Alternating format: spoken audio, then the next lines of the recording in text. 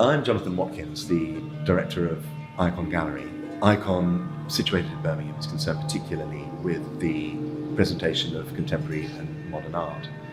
But long before I got this job, a long time ago, when I was still a postgraduate, in fact, I was teaching art history, and in particular Renaissance art history. And at that time, actually quite quickly, I became rather obsessed with an Italian artist, 15th century artist, Carlo Crivelli. He was born in Venice and then subsequently developed an extraordinary career south of that city in the Italian marches. This exhibition is a rare thing. It's in fact the first Carlo Crivelli exhibition that's ever happened in the UK, and it's happening in Birmingham, which is a place I don't think that Crivelli's ever been shown in Birmingham before. So it's an opportunity for people here to see, a good amount of this wonderful work by this extraordinary artist.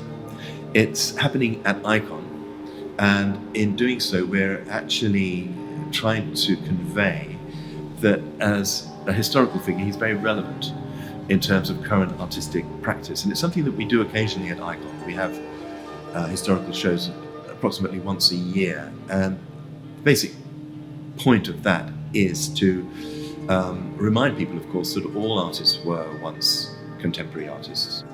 One of the things about Crivelli that struck me was the way he was underrated.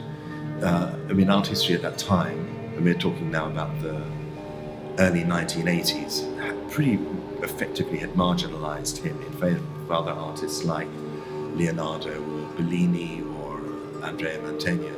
And so it's an exciting prospect for me to try and rehabilitate him, or to sort of give him the art historical respect that I thought he deserved. I wrote quite a lengthy article about Crivelli. It was published in the late 1980s, and essentially was an argument that he was particularly smart with illusionism and with trompe-l'oeil being kind of tricking of the eye, using little details to sort of confuse the viewer of paintings. And it wasn't a gratuitous thing. It was all about demonstrating different levels of reality. And it was I wrote it, and then I kind of forgot all about it for 30 or 40 years. We're now in 2022, so it's much more than half my lifetime ago. And then I was invited to apply for an award with the Ampersand Foundation. It was an extraordinary amount of money and an extraordinary brief. We were to argue for support to realise the exhibition of our dreams. And it actually didn't take me very long to realise that Crivelli was the subject of the exhibition of my dreams. I applied to the Ampersand Foundation, and miraculously we were awarded that amount, and hence in February, opening on February the 23rd, we have a Carlo Crivelli exhibition at Ikon.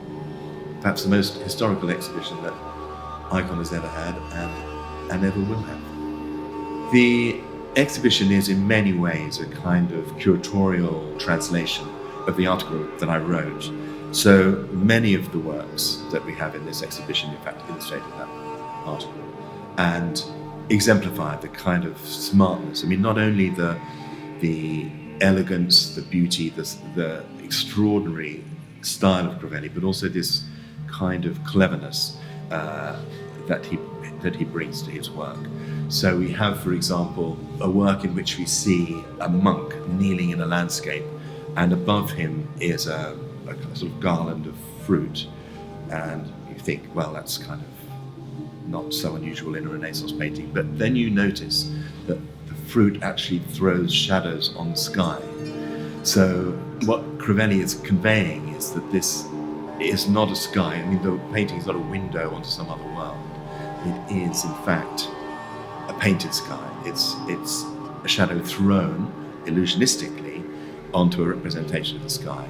And what's smart about Crivelli is the way he uses trompe-l'oeil and illusionism to untrick the eye and make us realize exactly what it is that we're dealing with.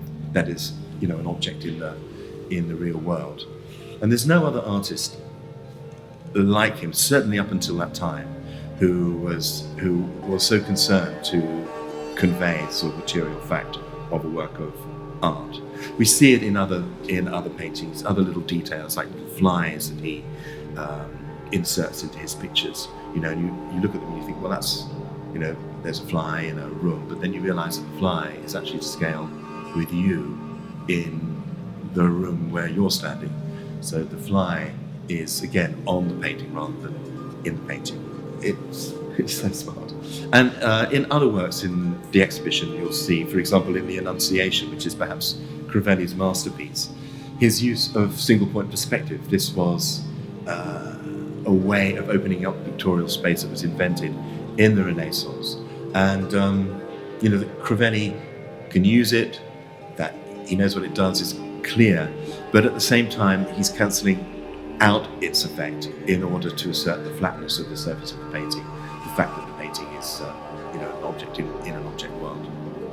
The Annunciation is a highlight of the collection of the National Gallery in London, and the National Gallery in fact has lent us 4 works, including the Blessed Gabriele, and then we have a small painting of St. Catherine. We have a wonderful Madonna and Child from the Victoria and Albert Museum. We have a small painting of a saint from the Wallace Collection. It's never been lent to another institution before. We've got a work from the Vatican, Madonna and Child, which is playing a central role in the installation of the show.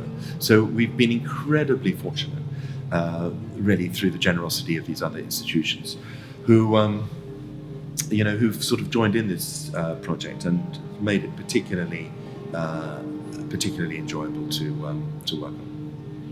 For me, it's really quite satisfying, the idea that I am working now at Ikon 40 years later on an artist, that obsessed me all those years ago as a student.